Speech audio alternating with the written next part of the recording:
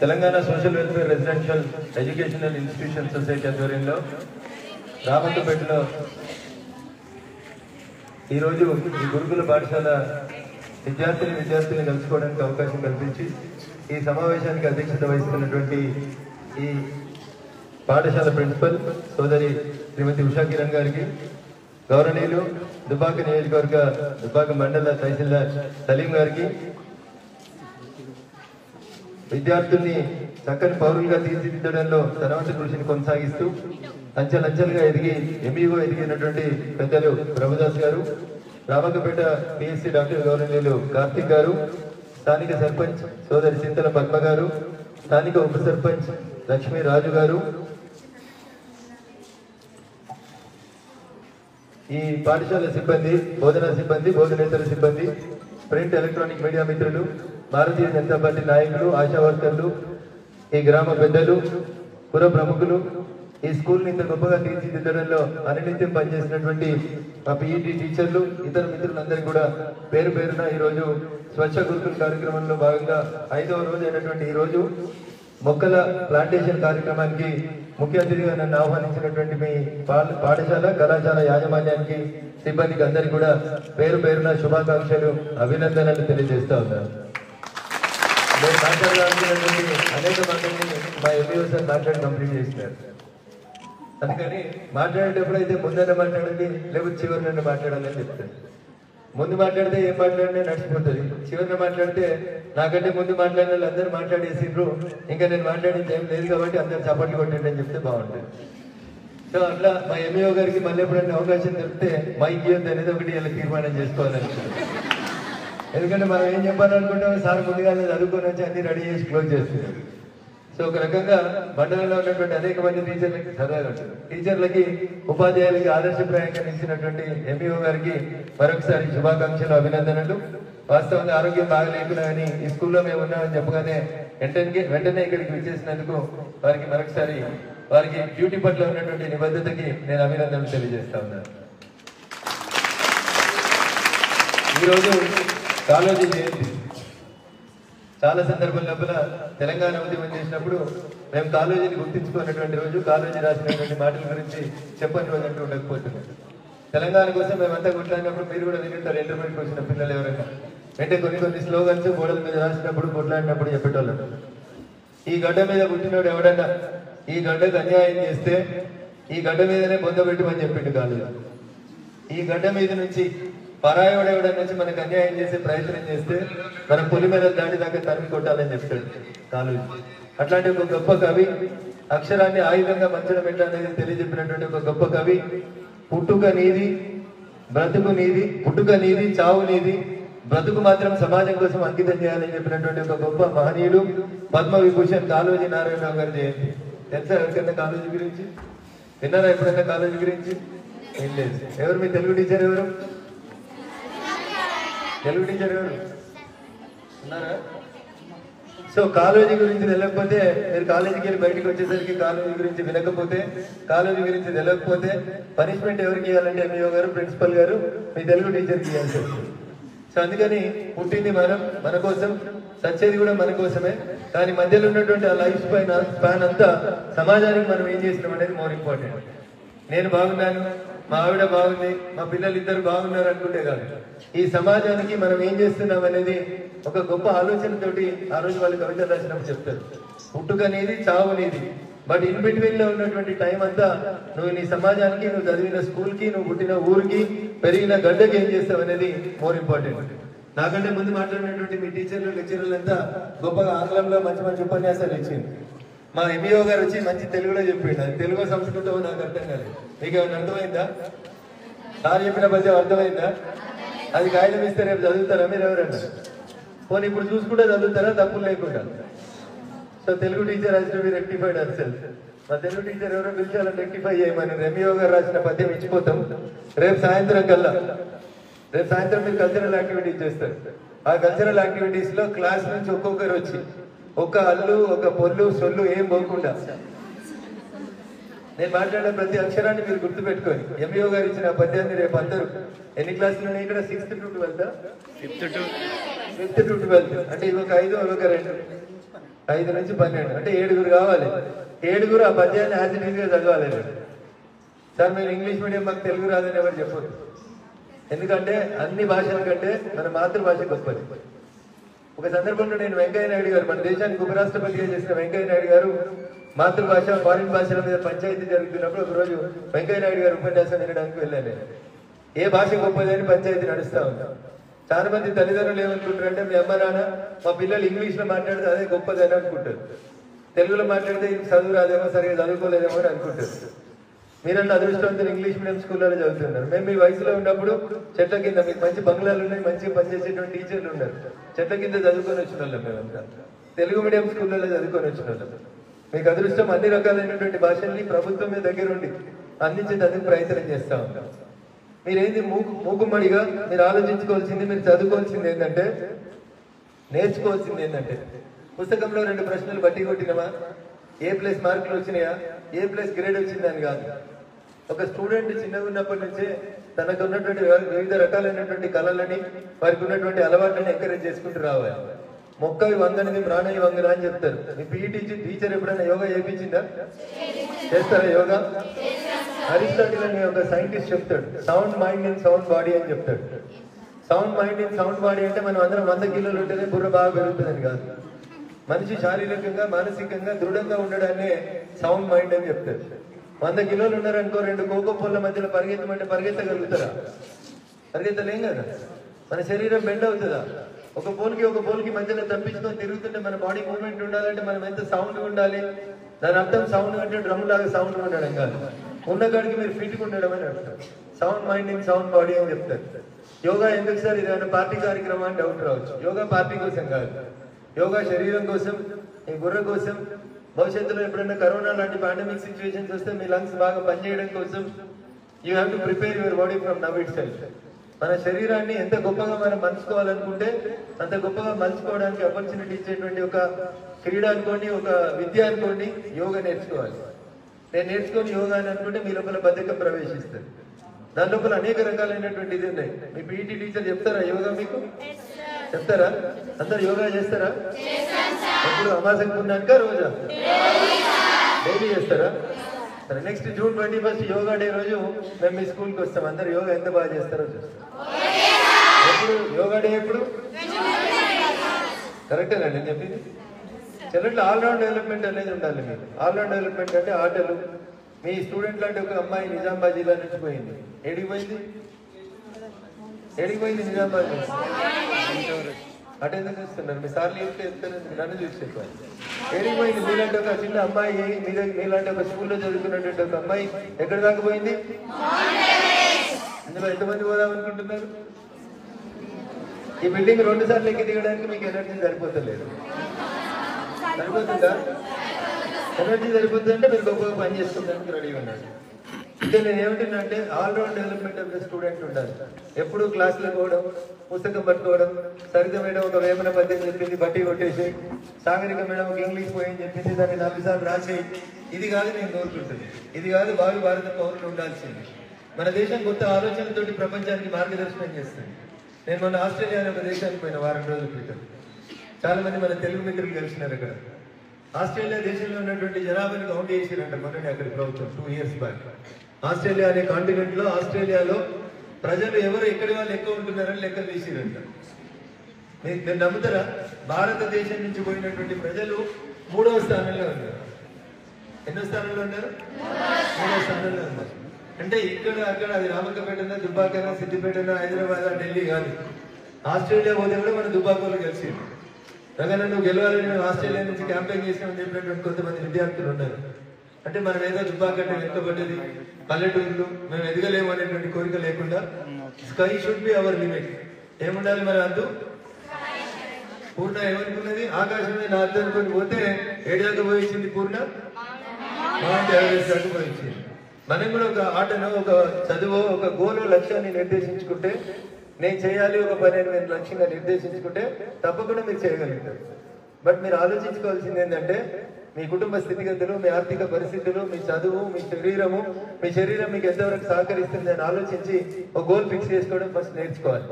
మీ అమ్మ నాన్న ఎంత కష్టపడి మిమ్మల్ని ఇక్కడికి పంపించి చదివిస్తున్నారో మీరు అర్థం చేసుకోవాలి.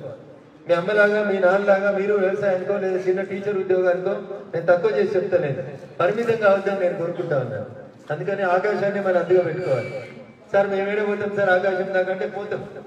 అంతరిక్షంలోకి అనేక మంది వ్యోమగాములు పోయినారు, అందులో మీరు కూడా ఒకరు రావడానికి అవకాశం ఉంటుంది. రామకపేట స్కూల్ దానికి భిన్నం కనబడతలేదు, ఎందుకంటే మంచి వాతావరణం ఉంది, మంచి ప్రిమిసిస్ కనబడతా ఉంది, మంచి ట్రైన్ అయినటువంటి ఉపాధ్యాయులు ఉన్నారు, ఓపికగా మీ క్లాసులు చెప్తా ఉన్నారు. మారాల్సింది ఎక్కడ? మీ ఆలోచనలో మార్పు రావాలి. ఇంటర్మీడియట్ అయిపోయిందని నేను పోయి నర్స్ ట్రైనింగ్ చేద్దామా, నేను పోయి టీటీసీ చేద్దామా, నేను పోయి అంగన్వాడీ టీచర్ అయిదామా, నేను పోయి ఆశా వర్కర్ అయిదామా అనేటువంటి ఆలోచనల నుంచి మనం ఏడికి పోవాలి?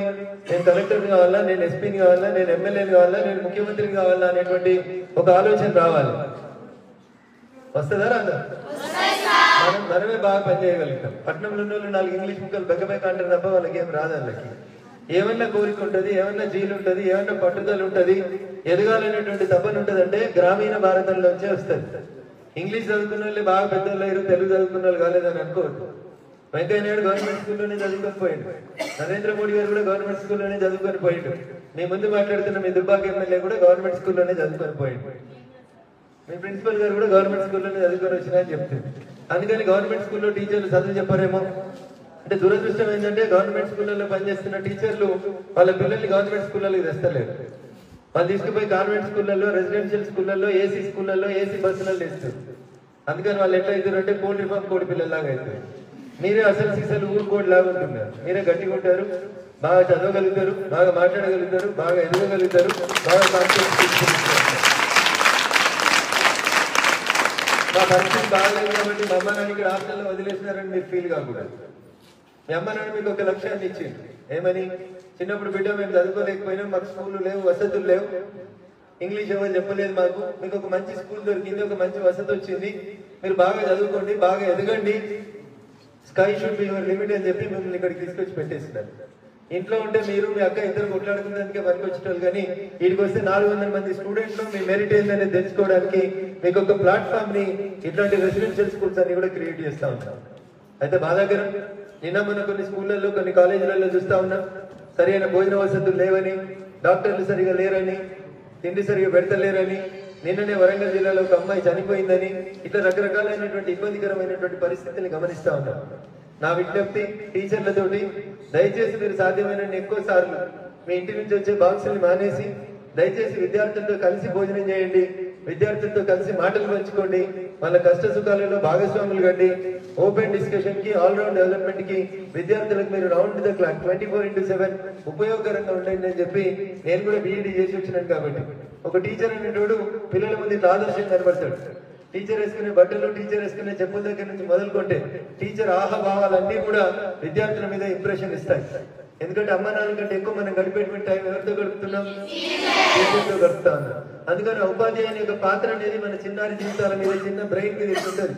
మా సార్ చిన్నప్పటి నుంచి ఇట్లుంటుండే అని అంటే నాకు నచ్చిన సార్ నేను ఎప్పటికీ గుర్తుపెట్టుకుంటాను. అదృష్టం అనుకుంటా. నేను 81, 82, 83 నేను ఇంటర్మీడియట్ చదువుకుంటున్నప్పుడు నాకు ఫిజిక్స్ చెప్పేవాడు సంపత్ కుమార్ అని సార్. నిన్న రాత్రి నేను మూసాపేట ప్రాంతంలో గణేష్ నిమజ్జనానికి పోతే కలిసినాడు సార్. 81 to 83 మాకు మార్నింగ్ 5 o'clock ఫిజిక్స్ ట్యూషన్ పోయేటోని నేను, సంపత్ కుమార్ అనే లెక్చరర్ గారి దగ్గరికి. 5 గంటలకి ట్యూషన్. జనరల్గా మనం ట్యూషన్ కమ్మంటే మనం అప్పుడు అనుకుంటే అప్పుడు పోతాం 5 గంటలకి.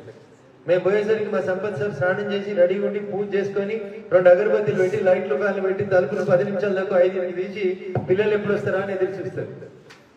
రిటైర్డ్ అయినాడు సార్ 2014లో సంగారెడ్డి డిగ్రీ కాలేజ్ నుంచి.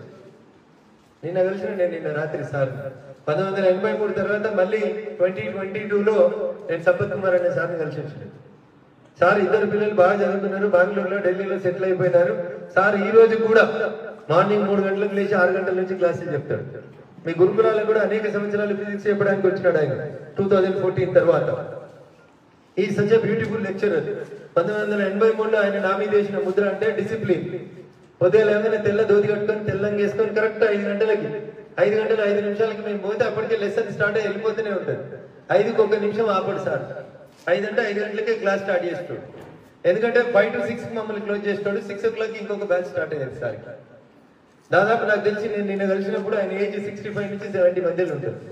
బట్ ఈవెన్ టుడే ఆల్సో 1983లో ఎట్లయితే పొద్దున 5 గంటలకు క్లాసులు స్టార్ట్ చేసిండో ఈ రోజు కూడా అట్లే క్లాసులు చెప్తున్నారు అభినందన్ అని చెప్పి ఇద్దరు భార్యాభర్తలు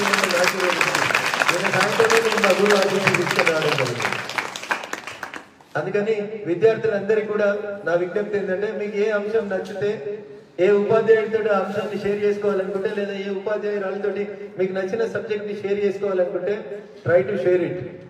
మీకు సాధ్యం కాదంటే ఏం లేదు. ఉందా ఏమన్నా ఉందా? డౌట్ పడతారా?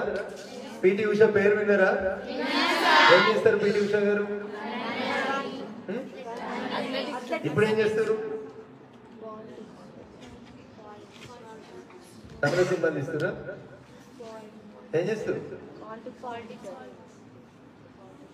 చెప్పు.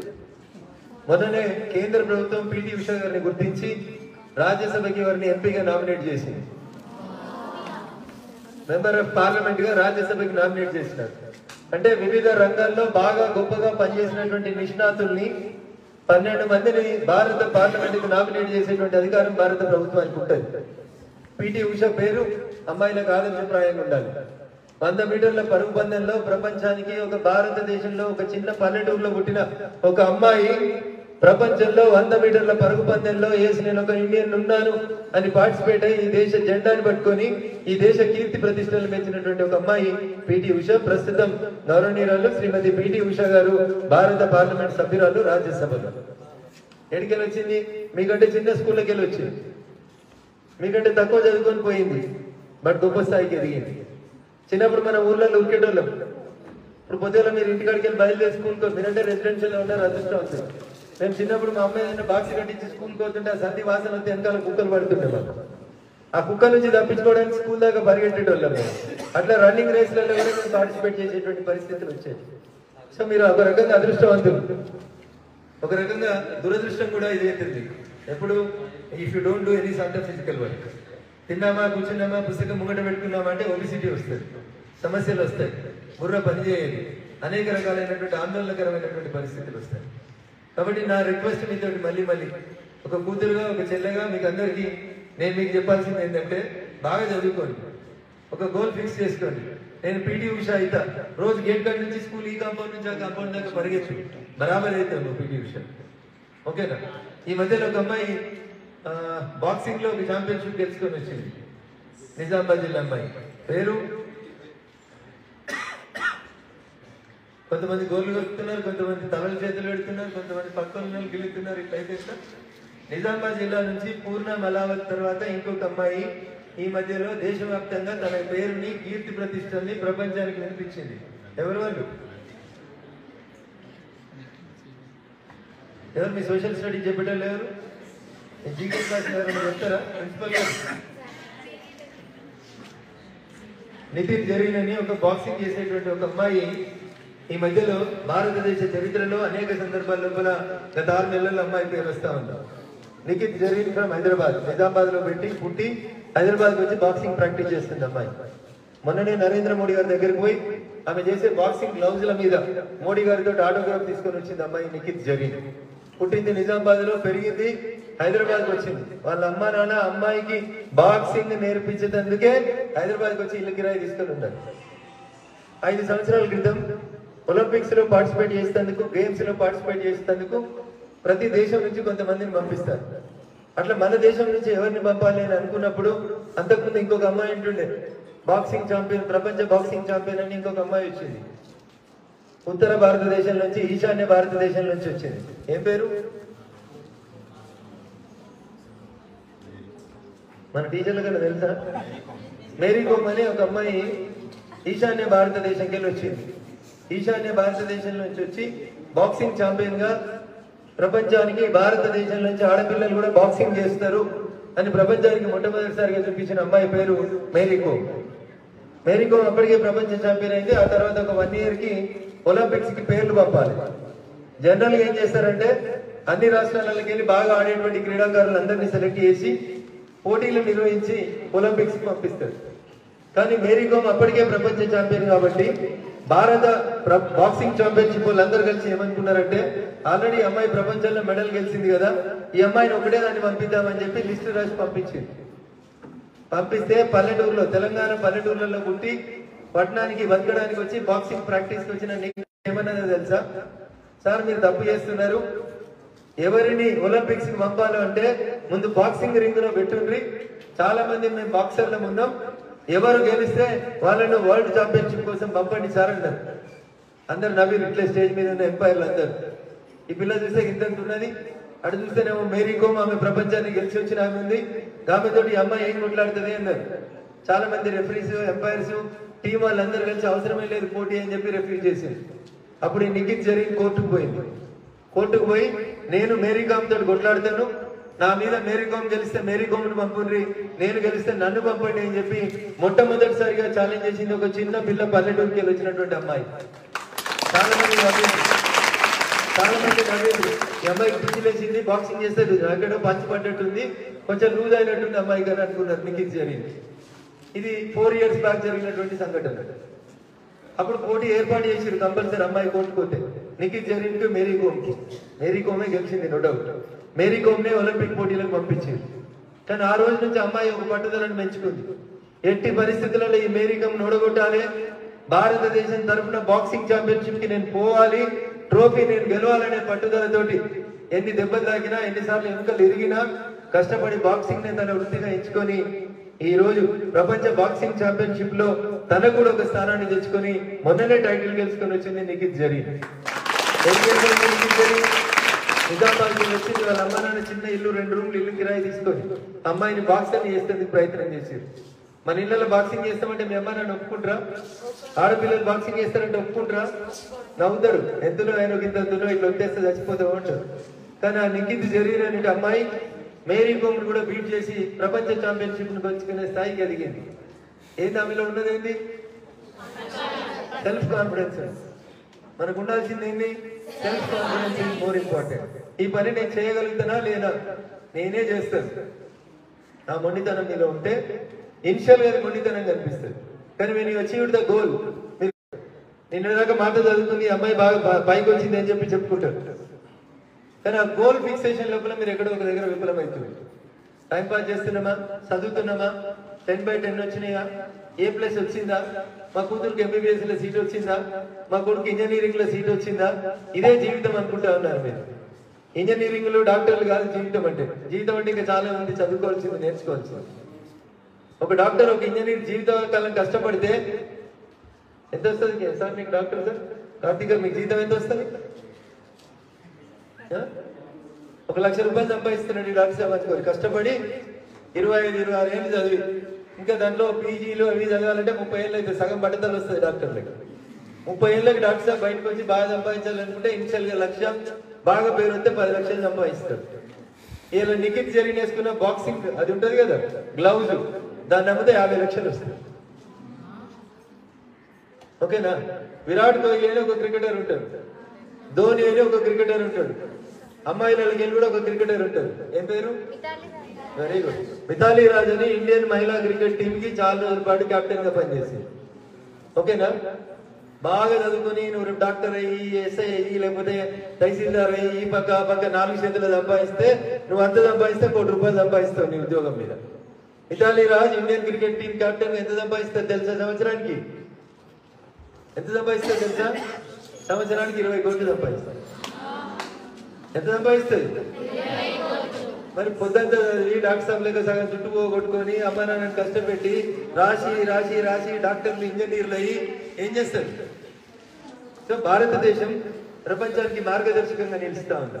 మనం ఎంచుకున్నటువంటి అనేక రంగాల్లో ప్రపంచంలో ఉన్నటువంటి అన్ని దేశాల్లో, నేను మొన్న ఆస్ట్రేలియా పోయినప్పుడు చూస్తే కూడా మనోళ్ళు చాలా మంది డాక్టర్లు, ఇంజనీర్లతో పాటు ఏం చదువుకొని చిన్న చిన్న పిల్లలు కూడా అక్కడికి వచ్చి అంకురాలు అంటే ఇన్నోవేటివ్ గా ఏదో ఒకటి పెట్టుకొని చేసుకుంటూ పోతా ఉన్నారు. సో ప్రపంచంలో ఇప్పుడు అందరికంటే ఎక్కువ డిమాండ్ ఉన్నటువంటి పౌరులు ఎవరు? ఏ దేశంలో ఉన్నటువంటి విద్యార్థులకు కానీ పౌరులకు కానీ అవకాశం ఉందంటే భారతీయులకు మాత్రమే అవకాశాన్ని ప్రపంచం ఇస్తుంది.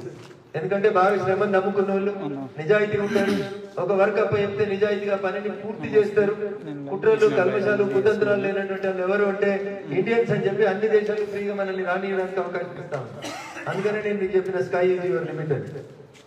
పెద్ద పెద్ద వాళ్ళంతా ప్రపంచంలో పెద్ద పెద్ద వాళ్ళ గురించి చెప్తారు. ప్రపంచ బ్యాంకులని, గూగుల్ అని, ఫేస్బుక్ అని, ఇట్లా చాలా సంస్థల పేర్లు చెప్తారు. మరి ఇంగ్లీష్ వాళ్ళు యూకేలో, ఆస్ట్రేలియాలో, అమెరికాలో చదువుకున్న వాళ్ళు వాటికి చైర్మన్లు లేరు కదా. నేను పోయిన తర్వాత మీ టీచర్ని ఎవరైనా అడుగుండు, గూగుల్కి ప్రెసిడెంట్కి ఎవరున్నారో చెప్తారు, ఫేస్బుక్కి ప్రెసిడెంట్కి ఎవరున్నారో చెప్తారు. మీలాగే నాలాగే తెలుగు మీడియం స్కూళ్ళకి చదువుకొని పోయి ఈరోజు అమెరికాని, ప్రపంచాన్ని శాసిస్తున్న గూగుల్కి, ఫేస్బుక్కి అధ్యక్షుడిగా లేదా ప్రెసిడెంట్గా, సిఇఓలుగా పనిచేస్తున్న వాళ్ళు ఎవరంటే మన భారతీయులు అని చెప్పి మనం గర్వంగా చెప్పుకోవాలి. మనకేం తక్కువ ఉంది? ఏమన్నా తక్కువ ఉన్నాయా మీకు? అన్నం సరిగా పెడతలేరా? టీచర్లు బాగున్నారా? రాత్రి కరెంట్ ఉంటుందా? పుస్తకాలు ఉన్నాయా? యూనిఫామ్ ఉందా? షూ ఉందా? గ్రౌండ్ ఉందా? లేనిదేంది? లక్ష్యం లేదు, గోల్ లేదు. నేను ఇది కావాలని మీరు ఒక గోల్ పెట్టుకోండి, బరాబర్ అవుతుంది. 10 years లో నేను ఇది చేయాలి, 10 years లో నేను దుబాక్ ఎమ్మెల్యే కావాలని కలగాను. అయితే దుబాకోలు ఎవరైనా 25 నిండిన తర్వాత పోటీ చేయాలి, అది వేరే విషయం అనుకోండి. కానీ 25 years దాకా కష్టపడు అంటే నేను ఏమంటున్నా అంటే ఇది అసాధ్యం అనేది అనుకోకూడదు. ఓకేనా? మా నాన్న సర్పంచ్ కాదు, నేనంటే ఎమ్మెల్యే అయితే సార్ అని అనుకోవద్దు. పరిస్థితులు చాలా మందిని అడ్వైస్ డ్రైవ్ చేస్తాయి. So you should have certain goal, and ఆ గోల్ అచీవ్ చేయడానికి మీకు కావాల్సింది సెల్ఫ్ కాన్ఫిడెన్స్ మాత్రమే. ఆ సెల్ఫ్ కాన్ఫిడెన్స్ మీలో ఉంటే మాలవతి పూర్ణం దాటుతాం, నిఖిల్ జరీని దాటుతాం, మేరీ కోముని దాటుతాం, మితాలీ రాజును కూడా దాటుతాం, దేంట్లో పైసలలో కూడా దాటుతాం. విరాట్ కోహ్లీ సంపాదన ఎంతనో తెలుసా? సంవత్సరానికి తెలుసా? 100 కోట్లు. ఎంత? ఏం చేస్తాడు? ఏం చేయడు. పిక్చర్లోకి 3 గంటలు ఆడబెడితే వీడు గంట పట్టుకొని పోయి ఆడుతాడు, అంతేనా? ఎంత 3 గంటలు ఉంటే వీడు గంట పట్టుకొని ముంగట ఆడతాడు. ఎంత సంపాదిస్తాడు సారి ఆడడానికి? Minimum 100 crores సంపాదిస్తాడు. ఇప్పుడు విరాట్ కోహ్లీ ఆస్తులు 1000 కోట్లు దాటినాయి. ఎంత ఏజ్? 30 ఏళ్ళు ఉంటాడు పోరాడు, అంతేనా? మరి మీరు కూడా అట్లా ఒక గోల్ పెట్టుకొని మీకు ఏది నచ్చుతుంది. నేను టీచర్ అయితే మంచి టీచర్గా, ఒక టీచర్ కూడా ఈ దేశానికి రాష్ట్రపతి అయింది. ఎవరైనా ఎంఈఓ గారి ప్రిన్సిపల్ గారిని పంపించేసేది, ఎంఈఓ గారి ప్రిన్సిపల్ గారిని పంపించేది, చదువు చెప్తలేదు సార్ ప్రిన్సిపల్. ఎవరు ఒక టీచర్ ఇడికి ఎవరైనా పంపించిరా? వెనక నుంచి ఎవరో చెప్పినట్టు. అట్లా నేను చిన్న స్థాయికి వెళ్ళి వచ్చినా, నేను పల్లెటూరుకి వెళ్ళి వచ్చినా నాకేం లేదు అని అనుకోకండి. ఈ దేశంలో చాలా మంది చాలా చిన్న చిన్న కుటుంబాలకి వెళ్ళి వచ్చి చాలా పెద్ద స్థాయికి ఎదిగిన వాళ్ళు ఉన్నారు.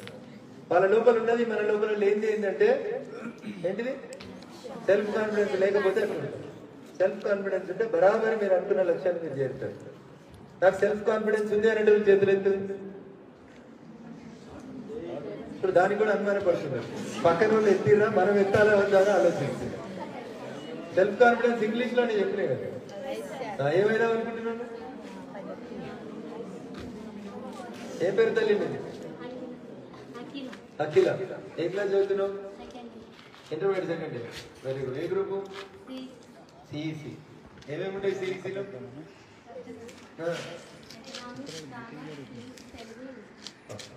ఏమైనా అనుకుంటున్నావు భవిష్యత్తు? బ్యాంక్ మేనేజర్ అయినా? Very good. నెక్స్ట్ అమ్మా నీ పేరు? వర్ధిని. ఏం చదువుతున్నావు? CEC second year. ఏమేమి గ్రూపులు ఉన్నాయి ఇక్కడ కాలేజీలో? ఓన్లీ సిఈసి అండి. సో నాకు కామర్స్ రాదు కాబట్టి మీరు అదృష్టం. కూర్చోండి.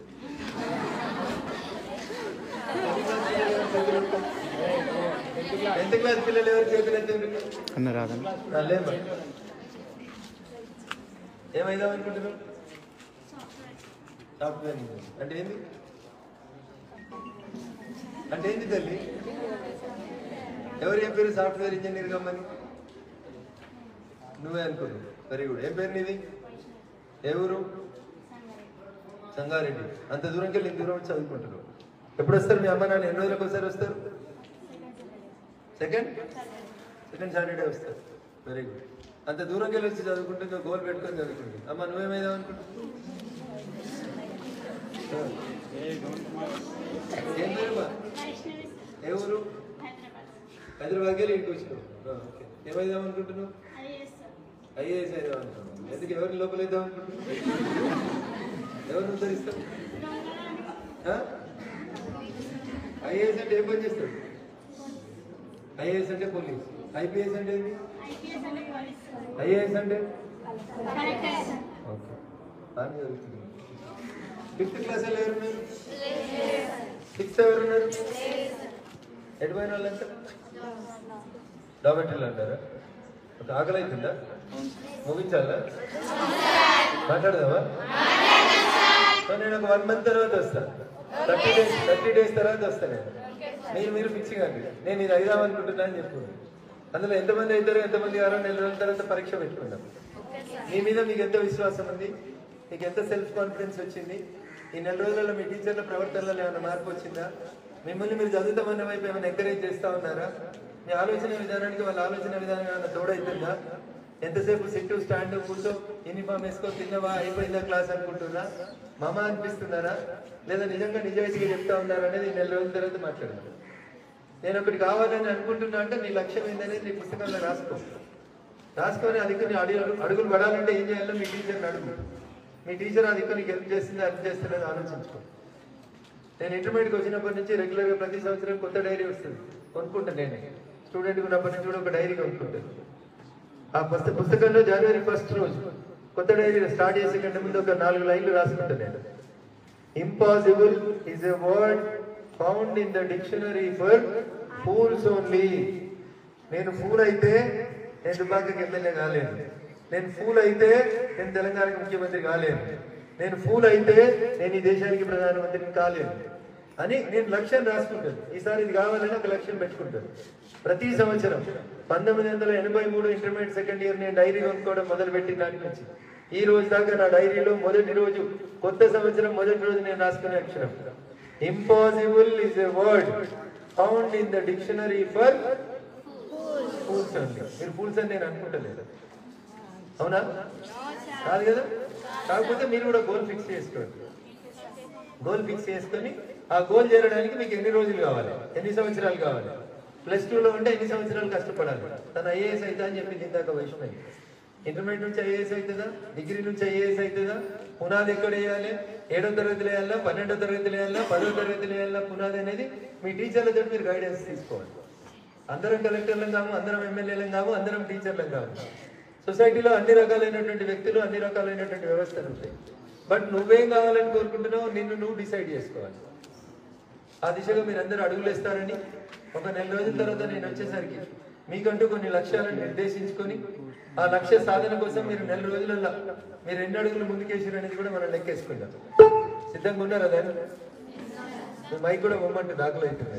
సిద్ధంగా ఉన్న వాళ్ళందరూ చేతులు ఎత్తుంది. పక్కన వాళ్ళు ఎత్తిరు కాబట్టి మనం ఎత్తినాం, అంతేనా? కాదా? పక్క గోల్ ఫిక్స్ చేసుకుంటారు, పనిచేస్తారు ఆ దిశగా. ఎంత లేదు 9th సెప్టెంబర్ కాళోజీ పుట్టినరోజు. ఒక గొప్ప మహనీయుడు చూసింద గడ్డ మెరిగి జంపగా సంచేసుకొని మామూలు ఏడో పిచ్చోడ్ర బాబు అనుకుంటారు. కానీ మైక్ ఇస్తే ప్రపంచాన్ని ఉర్రుతలు ఇచ్చినటువంటి ఒక గొప్ప కవి Kaloji.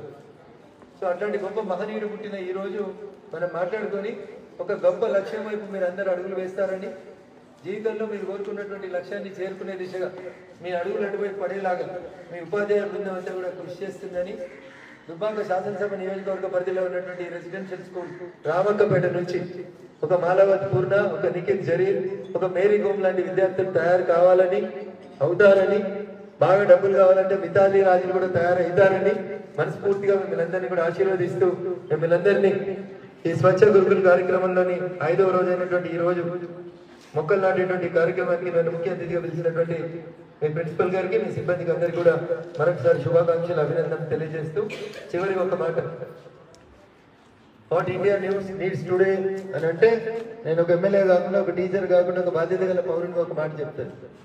P3 is our basic problem. భారతదేశం బాగుండాలంటే 3 Pలు, ఇంగ్లీష్ పీలు ఉంటాయి కదా, 3 P క్యూబ్ అనే 3 అక్షరాలని గుర్తుపెట్టుకొని ఆ P క్యూబ్ ఏందో నేను చెప్తాను. వాటిని ఎట్లా మనం కంట్రోల్ చేయాలి, ఎట్లా నియంత్రించాలి అనేది మనం ఆలోచించుకోవాలి. 1 ఈజ్ పావర్టీ. ఏంది పావర్టీ అంటే? పేదరికం. నెక్స్ట్ వచ్చి పొల్యూషన్. ఏంది పొల్యూషన్? కాలుష్యం. చాక్లెట్ తింటాం, రాఫ్టర్ కింద వారేస్తాం. అమ్మ మటన్ షాప్ కొమ్మంటది, వెనకడికి మాకు స్టీల్ గిన్నెలు ఇచ్చి పంపుదు. ఇప్పుడు ఏం చేస్తున్నాం? మోటార్ సైకిల్ వేసుకుని బుర్రన పోతాం, వాడు నల్ల కవర్ లేచి ఇస్తాడు, తీసుకొస్తాం. అమ్మ ఇంటికి రాగానే కొత్తిమీర, మెంతం, ఉల్లిగడ్డలు అన్ని చేసి ఆ కడిగిన ముక్కలన్నీ తీసి లేచి ఖరాబ్ అయినాయని తీసి తలపైకి వారేస్తుంది.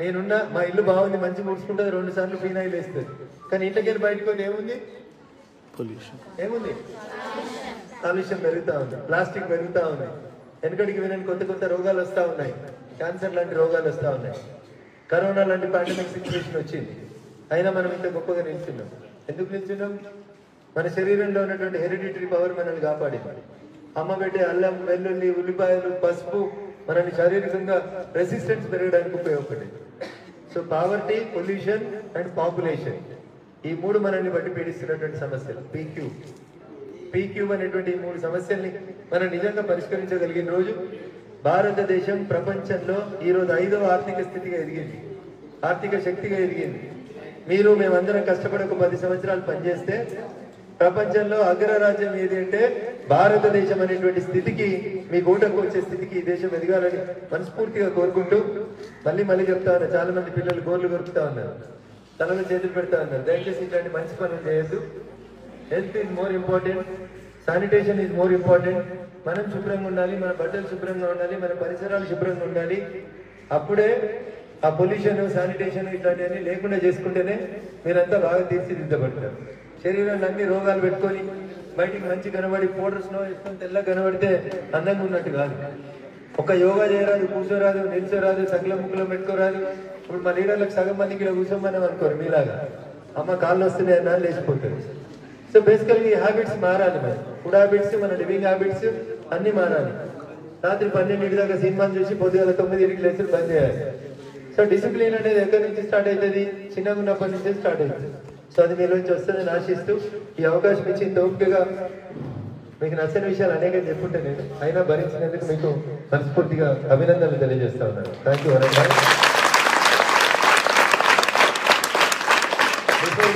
ప్రైజ్ డిస్ట్రిబ్యూషన్ ఒక ప్లేట్ చేయాలని చెప్తాను ముందు ప్లేట్ చేసి ఆ తర్వాత ప్రైజ్ డిస్ట్రిబ్యూషన్ పోయి